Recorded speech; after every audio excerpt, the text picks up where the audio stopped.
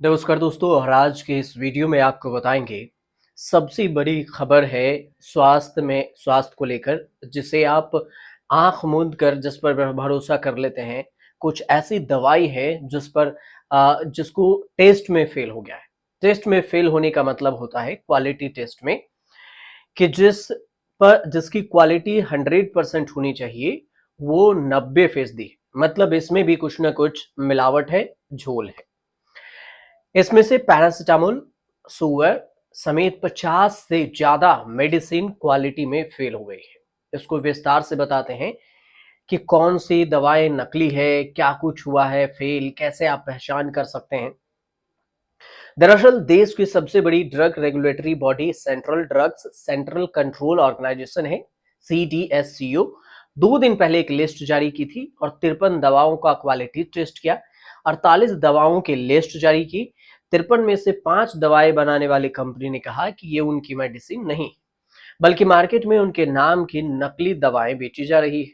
इसके बाद उन्हें लिस्ट से हटा दिया गया। CDSCO के इस रिपोर्ट में इन दवाओं के हर बैच को नहीं, बल्कि कुछ खास बैच को ही नॉट फॉर स्टैंडर्ड क्वालिटी बताया गया है। ये भी चिंता का विषय है। कौन कौन सी दवाई हैं जो क्वालिटी टेस्ट में फेल हुई? सेल्फ मेडिसिन में ऐसे कौन कौन सी दवाओं को इस्तेमाल होता है?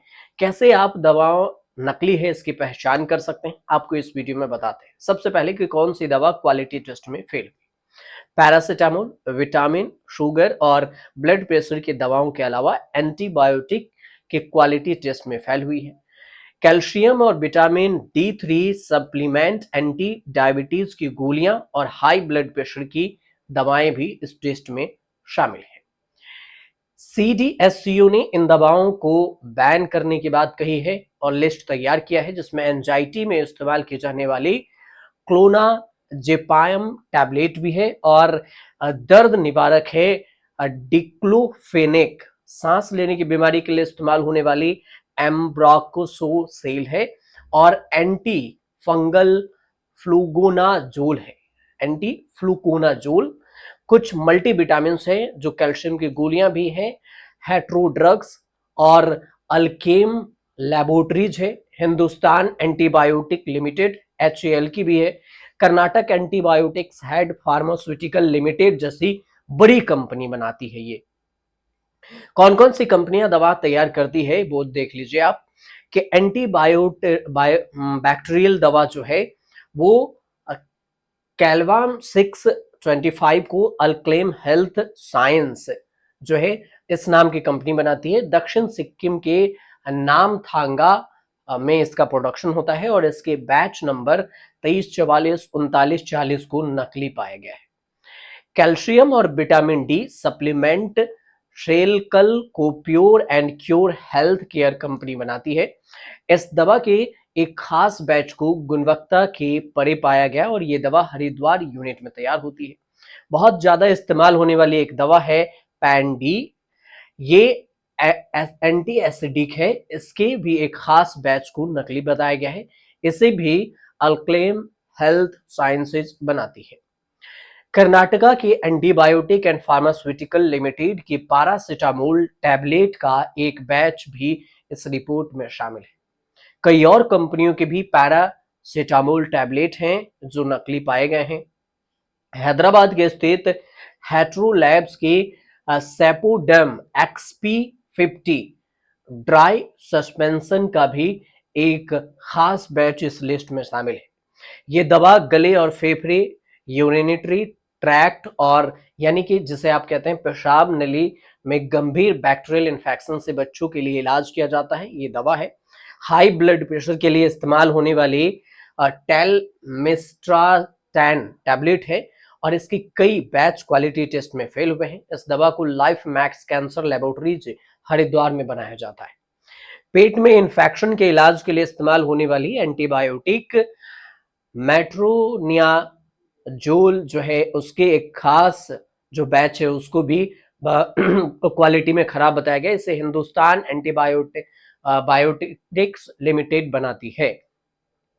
मतलब ये दवाएं अभी हैं और ये भी अब सवाल है कि कहां इन दवाओं की जांच हुई। सिक्किम, पुणे, हरिद्वार जैसी तमाम जगहों पर मैन्युफैक्चरिंग यूनिट्स में बनाई जाने वाली इन दवाओं को कोलकाता, मुंबई और चंडीगढ़, गुवाहाटी के लैब भेजी गई थी। इस पर कंपनी का स्पष्टीकरण आया कि सीडीएससीओ ने एक और लिस्ट जारी की जिसमें कुछ बड़ी फार्मा कंपनी की दवाओं के खास बैचेज के टेस्ट में फेल होने की बात कही। सीडीएससीओ ने लिस्ट में कंपनी के स्पष्टीकरण जारी किया। साथ में ये कहा गया कि सन फार्मा जैसी बड़ी फार्मा कंपनी की 3 दवाओं का जिक्र है। इसमें इरेक्टाइल्स डिसफंक्शन से जुड़ी दवा पल्मोसिल, एसिडिक के लिए इस्तेमाल होने वाली दवा पेंटोसीट और गालोस्टोन को डिसॉल्व करने वाली दवा यूरोसोल 300 शामिल है। इसके अलावा हाइपरटेंशन के लिए भी इलाज की जो एक टैबलेट है उसका नाम है ग्लेनमार्क्स हेल्मा एच, और ये भी इस लिस्ट में शामिल है। इसके अलावा मैक्लोडेज फार्मा की भी है, अर्थ्राइटिस की दवाएं हैं, इससे जुड़ी डेफोकोट 6 इस लिस्ट में है, जिसमें इस अपने जवाब में सन फार्मा और ग्लेनमार्क मेडिकोज ने कहा है कि लेबल के दावे के हिसाब से वास्तविक निर्माता की जानकारी दी जाए। प्रोडक्ट और संबंधित बैच उनके द्वारा बनाया गया या नहीं, वो नकली दवा है, लेकिन इसकी जांच की रिपोर्ट आनी बाकी है। एक इन सब के बीच में एक और टर्म आता है। आपको कुछ दवाओं का नाम बताए हैं, कुछ और भी दवा हैं जिसका लिस्ट आप सर्च कर सकते हैं, लेकिन एक टर्म आता है सेल्फ मेडिकेशन। मेडिकेशन क्या है इसको समझते हैं। सेल्फ मेडिकेशन की अगर बात करें तो कभी कभार क्या होता है कि सेल्फ मेडिकेशन में डॉक्टर या हेल्थ वर्कर को बिना दिखाए ही, आप बिना सलाह के लिए ही खुद से ही केमिस्ट के दुकान पर जाकर आप दवा ले लेते हैं, उसे बोल देते हैं कि हमें पेट दर्द है, इसकी दवा दे दीजिए। इसका कई बार बहुत ज्यादा नुकसान भी हो जाता है, क्योंकि दुकानदार की दी गई दवाओं का आपके हेल्थ पर लॉन्ग टर्म इफेक्ट पड़ सकता है। सेल्फ मेडिकेशन कितना खतरनाक है ये समझिए। एक स्टडी के मुताबिक भारत में 66.4 लोगों ने खुद दवा लेने की आदत डाली, यानी वो बिना डॉक्टर की सलाह से ही दवा ले लेते हैं। इसमें से अधिकतर यानी कि 45% बुखार, 40.1% लोग खांसी, 31.8% लोग जुकाम के लिए खुद से ही दवा ले लेते हैं। सेल्फ मेडिकेशन में एलोपैथी की दवाओं को 83.2% लोग खुद से ही दवा ले लेते हैं। अब पैरासिटामोल तो सबसे इसमें आम बात है। बुखार होने पर 52% लोग इसे खुद खरीद लेते हैं, 21% लोग कफ या सिरप खुद ही खरीद कर पीने लगते हैं। भारत में दवाएं बिना डॉक्टर की पर्ची से भी बड़ी आसानी से उपलब्ध हो जाती है, लेकिन ऐसा करना अपनी सेहत से खेलने से कम नहीं है। डॉक्टर से बेहतर कोई नहीं बता सकता आपको कि किसी को दवा लेनी चाहिए या नहीं। अगर दवा लेनी चाहिए तो कौन सी, क्या अब ये भी सवाल आता है कि ये तो डॉक्टर की सलाह की बात है, लेकिन अगर नकली दवा है तो पहचान कैसे करें। ध्यान देने वाली बात ये होती है कि ये अधिकतर लोग मामले में लेबलिंग का जांच नहीं करते और कुछ दवाओं में लेबलिंग की कमी होती है। अगर आपने पहले यह दवा का इस्तेमाल किया है तो पुरानी और नई पैकेजिंग की तुलना पर आप फर्क समझ सकते हैं।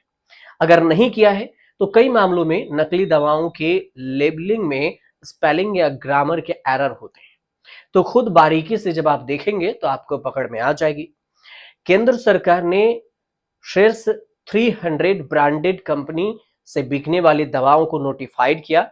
अगस्त 2023 के बाद से बनी इन सभी दवाओं के पैकेजिंग पर बारकोड और क्यूआर कोड लिखा होता है, दिया होता है। उसे स्कैन करते ही आपको पूरी जानकारी मिल जाएगी। केमिस्ट से दवाइयां खरीदते समय उनके सीलिंग और पैकेजिंग को आप अच्छी तरह जांच लें। कभी कभी नकली दवाएं साइज, शेप और कलर के कुछ अलग दिखती हैं। अगर आपने ऑनलाइन दवाएं खरीदी हैं तो दवाएं खरीदने के बाद आप अपने उन्हें डॉक्टर को जरूर दिखाएं कि क्या ये दवा सही है या फिर नहीं।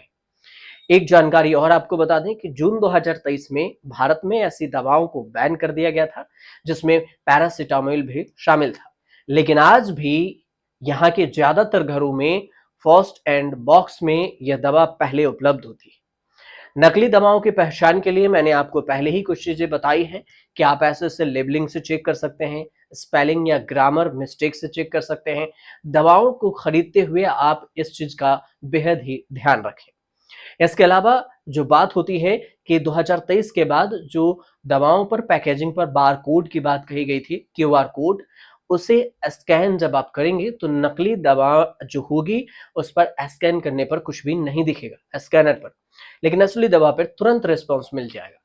इस बात का भी ध्यान रखें कि दवाएं खरीदते समय सुनिश्चित कर लें कि सीलिंग सही है या फिर नहीं है। एक्सपर्ट का सुझाव जरूर लें, हमेशा से अच्छी दुकान से ही दवा खरीदना चाहिए। खाने से पहले हमेशा दवा खाएं तो डॉक्टर से सलाह जरूर ले लें।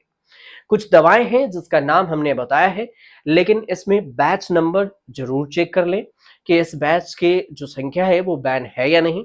आपको वेबसाइट पर भी मिल जाएगा। इसके अलावा अगर आप चाहते हैं कि कोई ऐसी दवा है जिसको लेकर आपको समझ में नहीं आ रही है कि ये बैन है या नहीं, 53 दवाओं की लिस्ट है, कमेंट कर आप हमें बता सकते हैं, हम आपकी मदद जरूर करेंगे।